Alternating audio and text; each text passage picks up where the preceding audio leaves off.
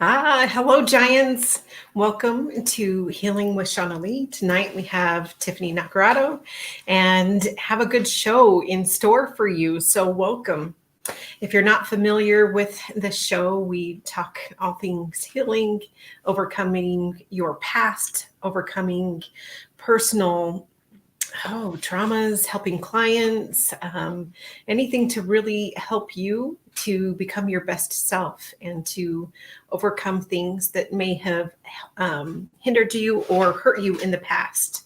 So, we want to welcome Tiffany tonight. We will be talking several different things. Heart walls. We'll be talking past healing. We will be talking, the great things that I have seen Tiffany up to, and I have seen her grow over the last year and a half since I've known you.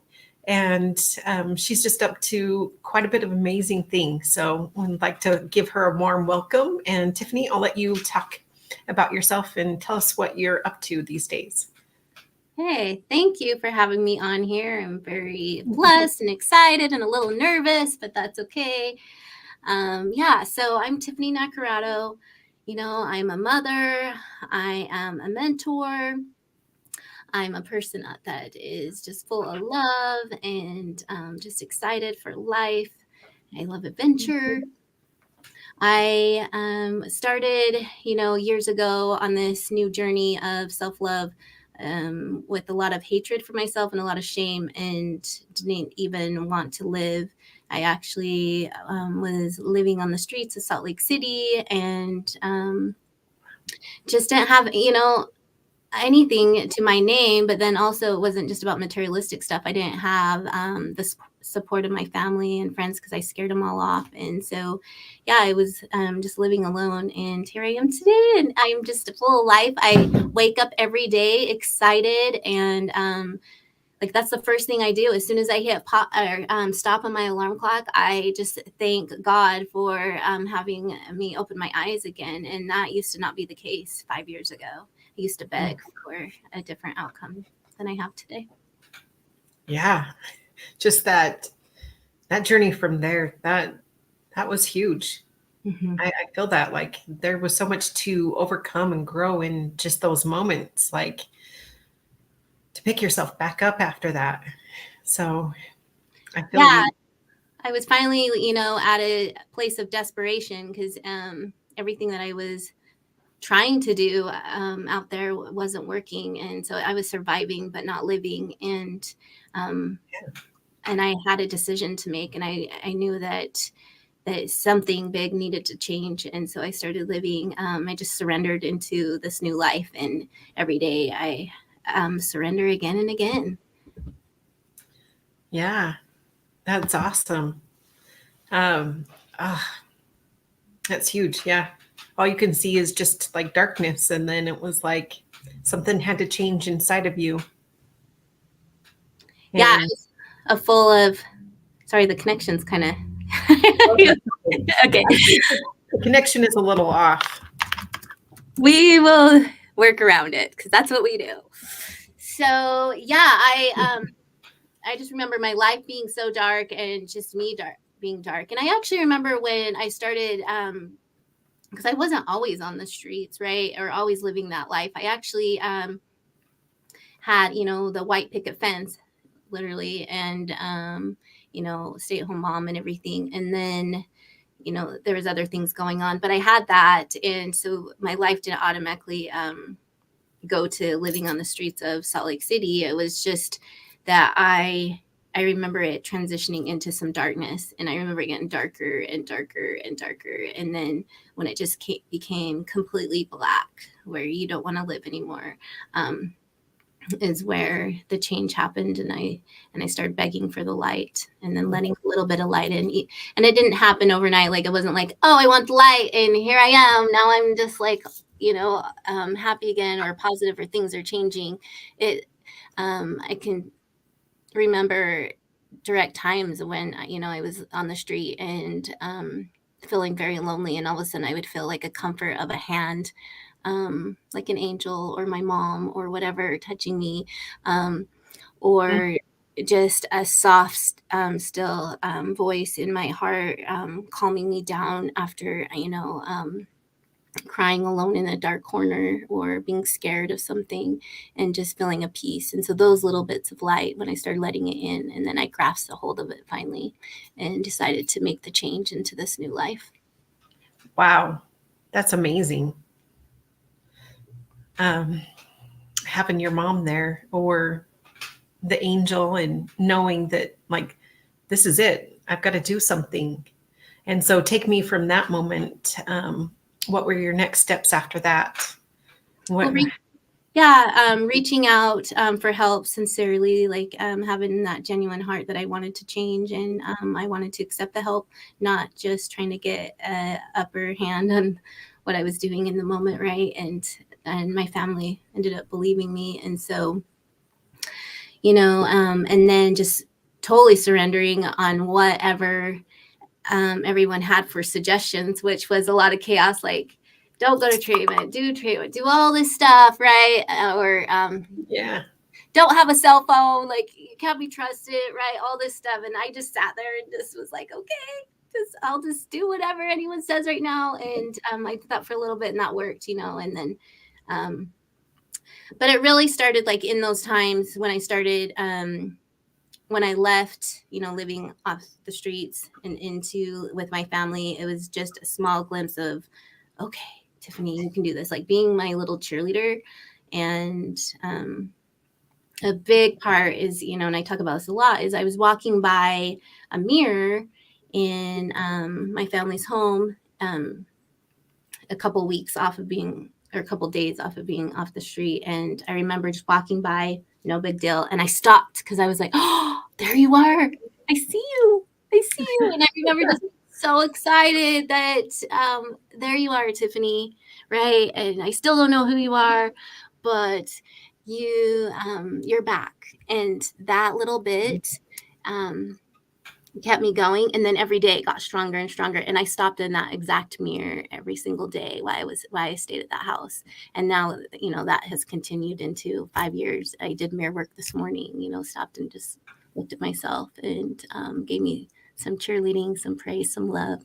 But yeah, I remember that moment. I was just walking, and then I stopped. It was just like blown away. There you are. I was so happy. Oh, I love that. I've had a few moments of that myself in mirror work. It's so transformative, and it is so powerful.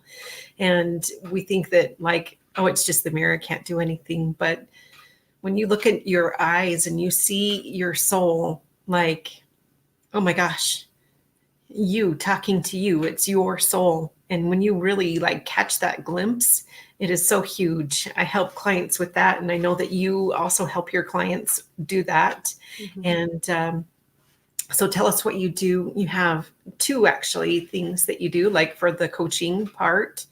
And so tell us about that.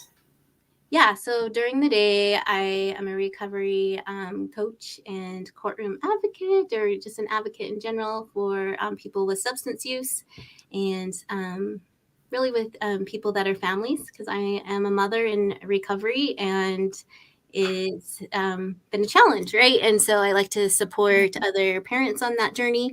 And then also, I just started this last year, real life mentoring with Tiffany Naccarato. I do life coaching, focused on different areas: routine, discipline. Discipline is one of my biggest strengths.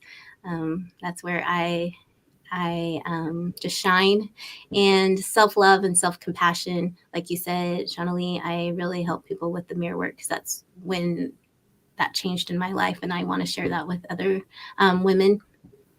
And then it's exciting. And I love meeting with individuals one-on-one, and just having fun, like, just having a joyous, like like just a free activity as women, and just enjoying each other's beauty, and do some coaching there.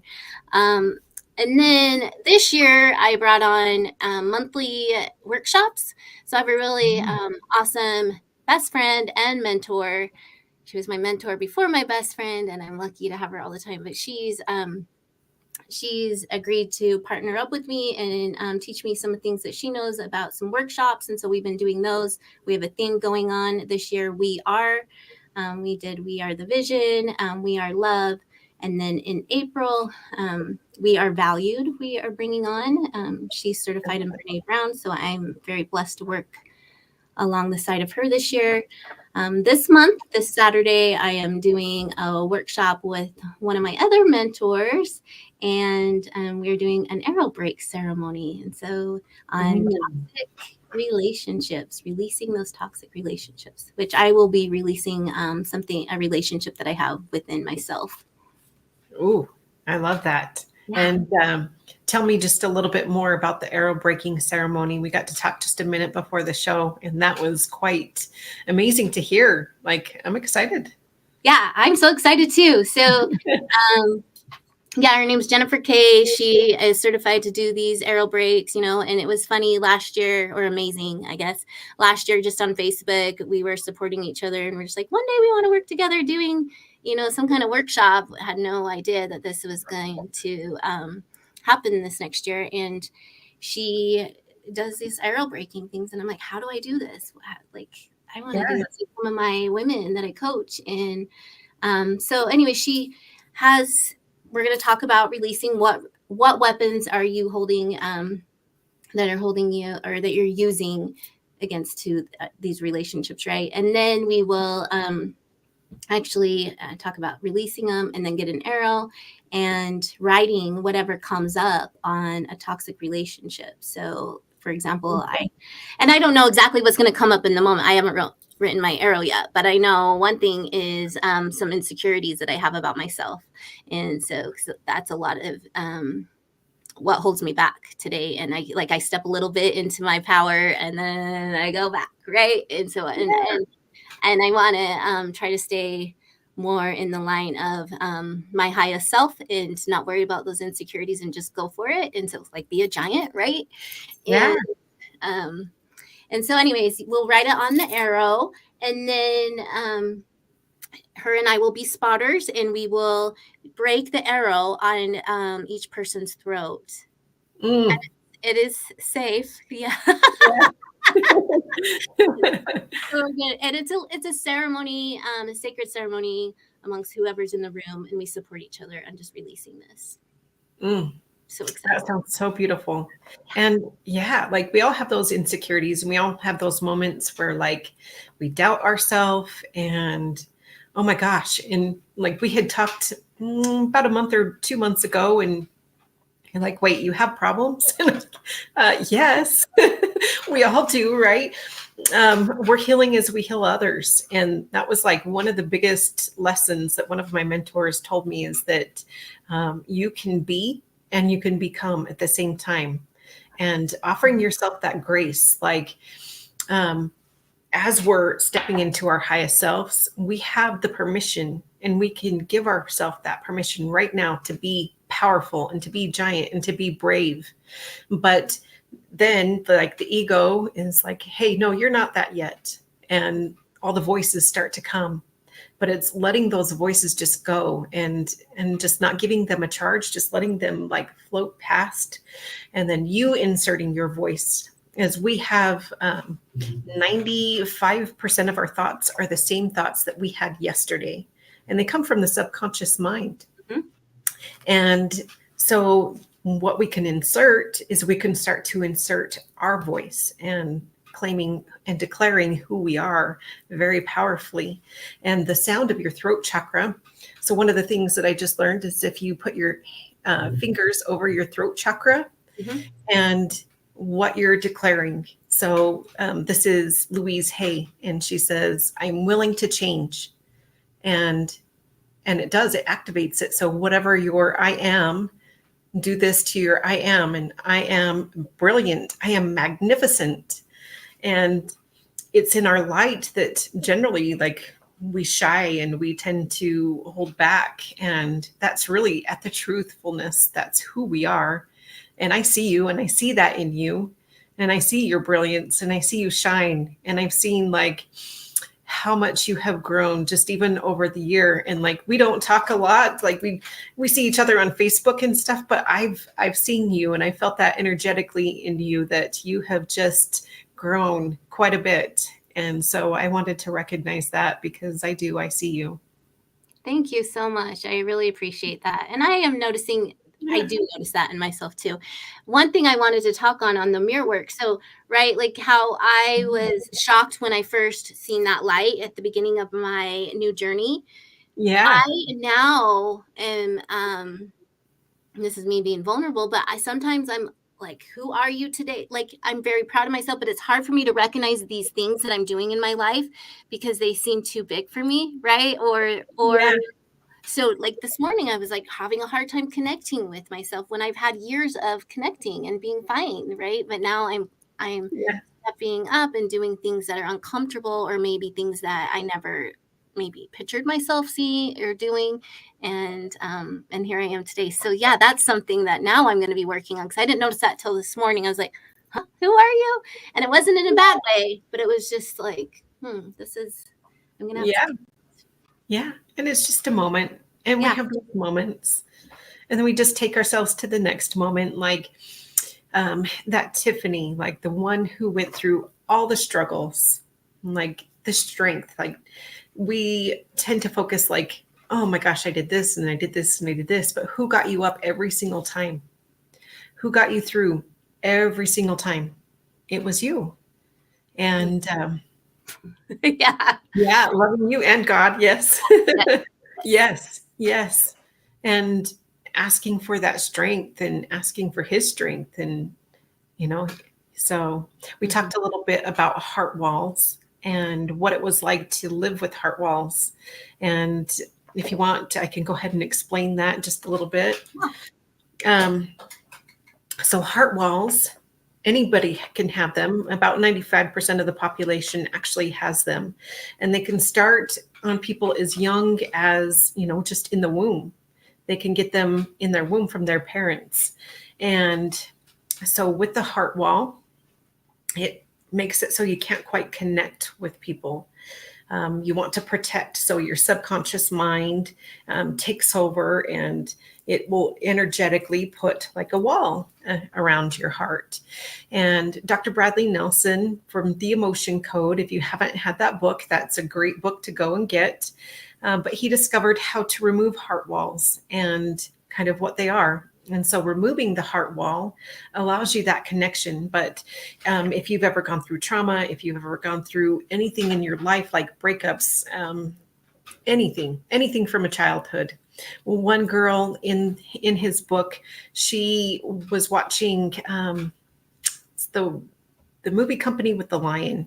That lion at the beginning where he roars, like that scared her, and it made a heart wall be put against her. And so he goes through, he does like the muscle testing, and he'll ask when it started and what happened. And then he'll ask them, well, what happened in that moment? And for that little girl, it was that lion. And that, so it could be something very innocent and simple as that. But by removing the heart walls, then you're able to connect. But some of the symptoms from having a closed heart wall is like being lonely, very confused and unsure of which direction to take, and then also not being able to take those directions or have those actions and outcomes. And so we can remove those, and we can have those hearts. We can go to different healers. We can go to Reiki. We can go to, I know you've worked with a few people on your heart walls, but they help you to overcome that. And so I'll let you go ahead and talk a bit on like the heart walls and what that's meant for you. Yeah, it was so interesting because I thought, I was aware that I had some walls, right? I didn't necessarily know that they were heart walls or whatever, but then I'm like, hey, like I'm just having a hard time opening up, especially to men or dating, right? And I really wanted a relationship. And I thought my walls were coming from like trauma, or some stuff that happened to me. And actually, when I was removing them, is found that it stemmed from a time in 4th grade where I was on the school bus, and and this is kind of funny now, but then it was traumatic, right? Couple boys were making fun of my underpants that were showing, and every day kept making fun of me, right? And so that was yeah. So and so boys, embarrass you, right? And so what can I do to get the upper hand? And and I didn't think that I had heart walls that young of age, but now that I am, the more I dig deeper, it's like, okay, I can see where these behaviors started, right? And how my relationships were not healthy because I already had those heart walls off, and then I had behaviors coming off of those heart walls. And so still working on it. I'm new to this, but yeah, and and they pop up, they go away, and I feel like I'm free for a minute, and then here they come again. But I started working on this, I think it was November, maybe October. And right away, I thought, okay, I'm removing these heart walls so I can fall in love, right? Because I really just want to fall in love. I want, I've always wanted to have that family type. And I've been single, and I've been, and fine being single. I am actually content, being by myself, but I really just wanted a partner, and I just didn't know how to get it. And so anyways, removing some of the heart walls, I end up, now I'm in love, in a relationship, and they come and go, and he knows, I'm very transparent, okay, I have a wall coming up, or this is, or I don't know why I'm acting crazy right now. I'm probably this is something to do with the underpants thing in 4th grade or whatever. But and so anyways, but he's very patient, and just has been actually puts up with a lot of it. And he's talks about his, well, now we just talk about heart walls a lot. But the interesting thing that I have found, that I didn't know that what it was going to do for me, it was opening up to my children, which is my why, right? And why I want to be who I am today. They're a big why. I mean, because I love myself, but also I love being a mom. And when I got on this journey, I was like, I'm just going to show up as a mom, but I didn't know how to show up. I didn't know, to be honest, I didn't know if I was capable of showing up again. Because the last time I was a full-time mom was years, when they were tiny, and so here they are, teenagers, grown up, and so I was very surface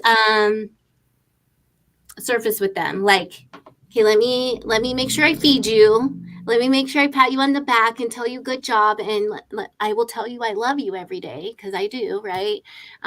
But not a lot of deeper conversations, or there's a lot of blockage there, and maybe not fully listening, because I was scared. And since then, I've noticed that, and it's actually been a year and a half, because I did this cord thing too that helped me build a new relationship with them. I wasn't chasing the old relationship when they were little, because that was happening for a couple of years on this journey. I kept chasing that. But so the last couple of years, it's been showing up differently. But since removing the heart walls, I've been able to really, really connect with them. Just sit and be okay, and just talk, and not be so uncomfortable. Now I even notice the hugs have changed, right? I'm a hugger. I've always been a toucher, and I hug, but I'm surface. I don't just lean into, which is probably shocking to my friends and to people that know me, because everyone says they love my hugs. I'm a big hugger, but I was trying to protect myself and maybe my kids by not just leaning in. And now it's just, now I just want all of whatever comes along with this love, the pain, the the pain, the just the beautifulness, right? I just want to experience it all. I don't want to protect any part of this, of my heart, from being a mom to my children. So yeah.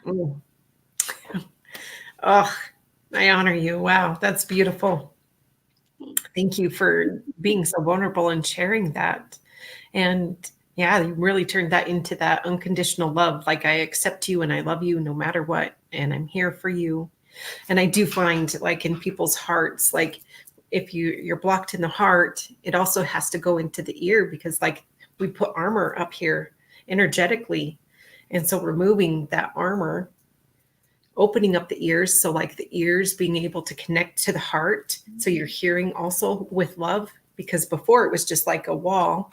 And I had that too. And I find that in different people when I'm working on their chakras, but not being able to hear and love. And that also, like, stems from here too, like the throat chakra.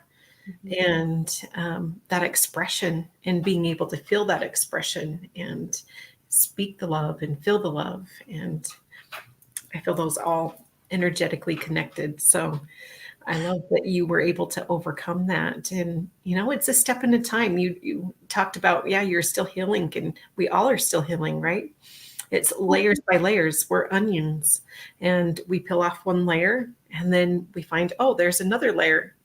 Or you learn the same experience and you find it just a little bit deeper. And then it's like, oh, okay. And we get stronger as we go. And so sometimes things will come back to test us. And then it's like, oh, I remember who I am. And you just maybe have forgotten for just a moment. And then learning to find those things that really hold you in those moments that you doubt yourself, or that just didn't go quite right. And then, like, okay, well, what is my self-care? What do I do? Like, I bought myself flowers. I take rose petal baths and pamper, self-care, putting lotion on my face and on my body, and dancing. And so we talked about dancing a little bit too. You know what? Before I came on here, I did that dance that you sent me. So I love it. Yeah. Yeah, it was amazing. So, and by the way, I love that you said onions. I know this is off topic, but everybody that knows me knows my favorite food is onions. And so when you say onions, I'm like, oh yeah, I could be at my favorite food, peeling back the onion layer. Yes. It's so true, right? Like I will, it's just, I think last night with my son Kaiser, right? He started telling me about something that was important to him, and I wasn't fully listening, and it wasn't because I was busy. And then I'm like, oh, there goes, the heart wall. Like I'm aware of it now. And so I stopped and looked at him and paid fully attention. So just having the awareness now, right? And and sometimes it's easy to let them down, and then other times it's not, but that's okay. I'm just really proud of myself for knowing that they're there, because I really didn't know. I was just like, oh yeah, I have a wall up, and because I've been traumatized and a victim, and right, like, and all this stuff, and it really stems from what, like you said, it can come from the womb, and I didn't know that. Yeah, it could come from the womb, and even like through like our different experiences that we've been through life. Like the womb has quite a bit to do with creation. Like if you think about the energetic spaces of the womb, that in the womb space, right? That's creation, that's life, that's where things are birthed. So not only like in the physical sense is we have these babies, we carry them along and we birth them, but also for your creations in life. And so I had grief in the womb. And so my Reiki master removed that. And so now I offer womb healings to women to help them overcome whatever trauma that they've had in their life through, different sexual abuse or past lovers or things like that. But even just like our own feelings and things. So you can also have like grief in your heart. You can have grief in the womb, and clearing those spaces out to allow you to be able to create in joy and in passion and in love with life. And so in that womb space, in your personal power, it sounds like you're taking your power back, which is your solar plexus.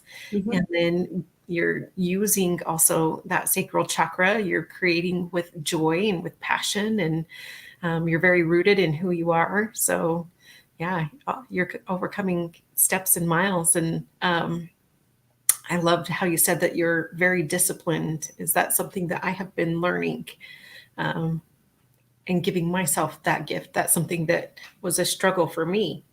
So tell me how you walk women through that. Yeah, I've used to not be actually my entire life, right? Even growing up, Mm. early adulthood, even early on in this new journey, I was not disciplined. Like I was not a morning person. I loved life, but it was like only the fun stuff, right? I didn't want to do it. I still don't like to pay bills, but I will pay them on time. Right? But Yeah. it starts out with little tiny steps. With me, it was just doing like learning how to do a 10-minute thing in the morning. Morning routines are really important, I believe. And so some kind of routine is important, right? And so Yeah. how are we going to start implementing a routine that matters to you? And so, yeah, for me, it was just a 10-minute. Make sure you get up when the alarm goes off, and I jumped right down and started doing sit-ups. Oh, I love it. Yeah. I'm so silly, right? No, no, it's not. It's huge. But I'm like half asleep, right, doing sit-ups, but little stuff like that. And now my morning routine is crazy, and I love it. And when I'm off and I don't do it, I really feel it. And I'm telling you, I become depressed. I become like um, can't do other things right. My confidence is lower. I'm ornery, I'm snappy, all this stuff. And so, yeah, with my women, I will just ask, what part of the day is the most important to you, or what part of the day would you like to work on, and let them decide. Even though I believe, for me is morning, but other people might be something Yeah. else, different time. And so then we'll pick the time of day, pick one activity that they want to start doing, or that maybe they've heard that has worked for others, or maybe that they used to do that they don't do anymore. And we will shorten it up with just a little, like if it was reading, okay, let's read one page out loud, or whatever it is, and really go off of what they think. And then we build on that and just keep building. And then a lot of times, if we get one routine down and discipline, then we can move to a different area in your life, such as boundaries, right? Or Yeah. I always start with for discipline, like some kind of routine. And then we move into relationships, or work. I love that. Because when you grow on one, even though you're just doing and focusing on that one routine, when you're doing that one thing, then all other things automatically become disciplined as well in your life. And so as you create one good habit, it automatically triples over to everything else. And so you just may think that, oh, just this one little thing, but that's actually a huge, huge. Yeah. Well, and then you get to pull out strengths that you have, right? That you didn't know you had. And so then you make a list of strengths and see where you can bring those into your other parts of your life. So, and then we work on those strengths. And the workshop we just did, I talked about I had one strength that I could recognize in myself when I first started on this journey, and it was my heart. I knew I always had a really, really good heart, and I was every day I just thank the Lord for gifting me with this heart. And so when I'm in doubt of something else that I maybe like I used to doubt, and I still do sometimes, but my brain, right, that I'm not smart enough to do this. I'm like, oh, but I always have this heart. So how can I have my heart strengthen whatever is that I think I'm lacking in something else? And so, yeah, we focus on finding that one strength that you really believe that you have. And then how can we pull from other areas of your life to bring them over into your list of strengths that you love about yourself? So, yeah, that's something that we did in the workshop. I love that. And you also help with self-love and self-confidence. And tell me a little bit about those. Well, like I was saying, number one thing is connecting with yourself in the mirror, right? Mirror work. Mm-hmm. And I do a lot of body rubbing, right? Let's appreciate our parts for more than what society says they're supposed to be for, or the image that we think that we need to have. I have suffered from eating disorders before, and this is still like a tough topic, right? That I constantly have to go because I've lost all this weight, and now like how do I not go on the slippery slope of making it unhealthy? And I have body dysmorphia, right? I look in the mirror and I see something that that is not what I really am. And so how can I take out what the mirror, what society, what everybody, what the scale says and all that? So do some body rubbing, right? Things that I'm insecure about. And so then I'll start rubbing a body part and just being gentle to, like, what else, how does this body part serve you? What is it doing? You know, how's your soul surviving in this body right now in your time on earth? Yeah. So yeah, so we do, you know, stuff like that. I love the rubbing of the heart. So I saw you rubbing your heart and I loved that. Yeah, so this is, I rub my heart for love, and then I'll tap this side for confidence. Ooh, I love that. Ever see me speaking somewhere and you see me tap right here, it's because I'm very nervous and feeling insecure about myself. So I will tap myself. Yeah, it's okay. I find myself like I was sitting at work and I was just like, okay. And I was getting stressed and it was like, oh. And then I was like, there you go. I'm cool. It's okay.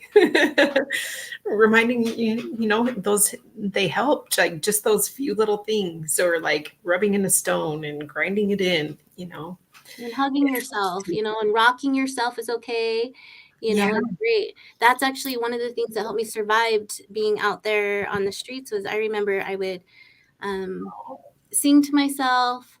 I still have that song in my head, you know, I would sing, I would hum, I would rock myself and just hug and just pat, you know, and that's really what kept me going, you know, and just kept loving. I didn't know at the time that I was being my best friend and loving myself, but that's really what it was.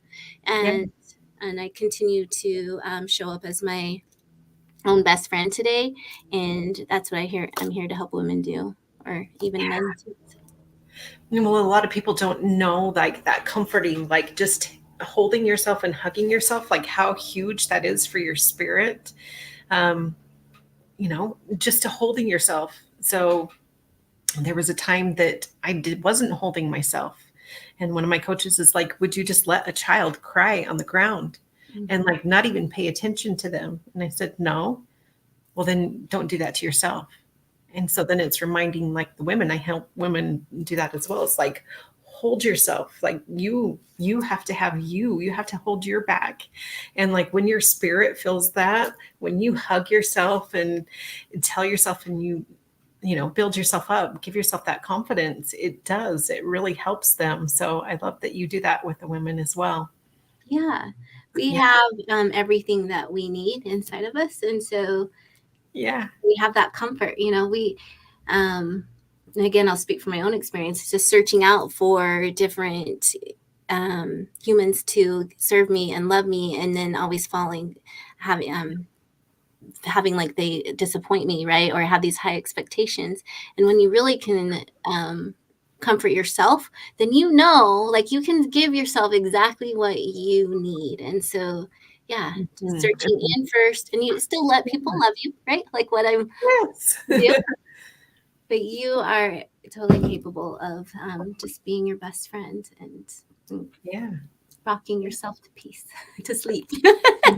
Like that constant search out there, like, why don't they love me? Why don't they love me? Why don't they love me? It's like you have to love yourself first. And, you know, you have to be the one that holds you first. And then it'll come out, you know, in the outer world, you'll start to see that more.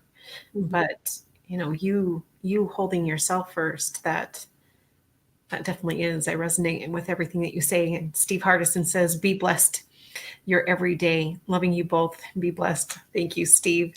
And and bless your day. and speak blessings over everything that you do. Like, that's huge. We get so used to, as a society, talking about like what's going wrong, and celebrating like what's going right, and really celebrating like all the good things. And so Saying thank you, right? Just saying yeah, thank thank you you. to the universe, right? Yeah, How, just even like, okay, thank you for no traffic today, right? Or yeah, thank you for somebody give me a compliment. Like, I'll thank the person, but I also will thank the universe for yeah. just providing for that. So I'm constantly in a state of gratitude, and Mhm. and just like connecting with something more than yourself. So yesterday I was driving, I just dropped my kid off at school, and I was just driving down the street, and I was kind of having a hard morning. And so I'm like, hey, it's not just me out here in this world right now. Like, I am a part of the tire that is next to me. And this, because I was sitting in traffic, and I was like in a hurry, and I was like, I can stop and pause. I am connected to, I'm a part of that tire. I'm a part of that telephone pole. I'm a part of those weeds over there. I'm a part of the sun shining down on me. And then I started looking at all the people sitting in traffic with me, and I'm like, I'm a part of each one of these humans. Like, it's not just me, alone in this world. Like, I'm connected to every single bit of energy that is surrounding me right now, even the dang tire next to me. Yes, yes. So It's huge. Gratitude is such a huge piece of it. And then that just really, like, that opens your heart even more. As we are talking heart walls, is that just opens you more. And when you can find things that you're grateful for, in any relationship, in anything that's going on in your life, whether that's work, whether that's home, whether that's with yourself, and just thinking, like touching everything and saying thank you, and everything that you come into contact, thank you. And just being grateful. Like, we have so much. And once we can help ourselves and we help others, like, get out of their heads, um, you would just find the gifts that are around you. Like, how many people don't have this, or how many people don't have that? And here you are, like, taking that for granted. And so it's like you said, you wake up first thing in the morning and you say thank you that I have life, and that I have breath in my body, and thank you for my body, and thank you for this space, and thank you for coming on the show. thank you. Yeah, thank you Just for who living in you gratitude. do. Mhm. Yeah, And being of service, just yeah, I'm on here, because I want to give women, or just and men, hope, and because I seriously went from hating myself really bad, self-harming, and just really, really, when I say hate, I'm not even putting that, to the yeah. extreme terms. Like, it was really bad. And then here I am, and I'm in love with myself today. Like, absolutely just in love with me, and Yeah. it just takes some work, but it's absolutely doable. It's absolutely doable. It is. And I just love that. So thank you for sharing that. Lori Park said hello. Hugh, hello. Comments are a little slow, so pardon that. But thank you for everyone who's joining us. And yeah, just taking it day by day and step by step. And like you said, just enjoying life, and like being right here, right now, and serving people, like helping people overcome what you have. Like, you went through such a hard story, like, because you had so much strength to give, and finding that in it, like, Mm, and here you are helping so many people to discover that within themselves. And so I just really wanted to celebrate you in that. thank you, Shawnalee. Yeah, I love talking to you, and I'm you looking too. forward for more conversations with you, and having, Yes. you coach me on some things. I'm just so excited. Yeah. You're just peaceful. I just love your voice. Oh, thank you. That's so sweet. I appreciate that so much. Some people call me the, like, mama bear. mama, and just I have that mama bear energy apparently. I don't know. But I think because, as we go through so much in life, it's like you could resonate with different parts of people's stories. And it's Mhm. like, man, I know what that took to overcome that. And man, I know what that took to overcome with that. And so I think that's kind of why I also resonated with you, is just, you've overcome so much. And, I'm just proud of you. Oh, thank you. I'm proud of you too. Yeah. Thank you. Thank you. Very There was something else that I wanted to say, but I don't remember what it was. Oh, if you're wanting to reach out to Tiffany, I'll put it in the comments to start coaching with her.